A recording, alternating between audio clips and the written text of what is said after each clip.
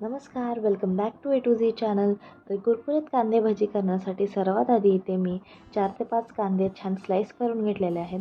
त्यानंतर मी यामध्ये बारीक पीस केलेलं आलं, त्यामध्ये 2 ते 3 बारीक केलेल्या मिरच्या, अर्धा छोटा चमचा हिंग, 2 मोठे चमचे मी लाल तिखट पूड घेतलेले आहे.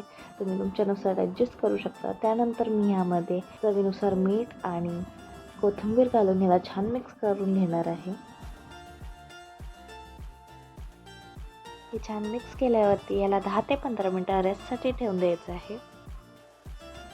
10 ते 15 मिनटानंतर यामध्ये मी 1 कप बेसन, 2 मोठे चमचे तांदळाचं पीठ, अर्धा छोटा चमचा बेकिंग सोडा, त्यामध्ये थोडीशी हळद आणि 1 चमचा धने पावडर सोबत थोडासा ओवा घातलेला आहे, छान चोळून घातलेला आहे.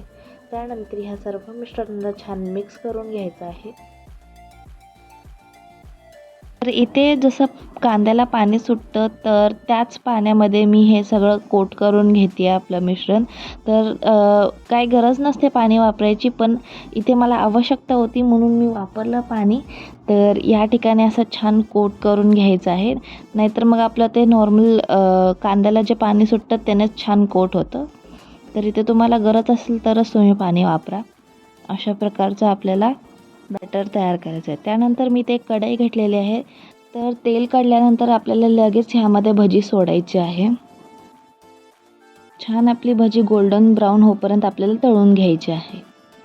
तर भजी आपल्याला मीडियम आचेवरतीच तळून घ्यायचे, जेणेकरून ते तेलही जास्त सोक करणार नाहीत आणि भजी कच्च्याही राहणार नाहीत आणि छान असे क्रिस्पी तयार होतील. अशा प्रकारे आपले कांदे भजी तयार झालेले आहेत सर्व करण्यासाठी. तर तुम्ही याला केचपसोबत किंवा असं चाट मसाल्यासोबत एक युनिक फ्लेवरसोबत टेस्ट करू शकता.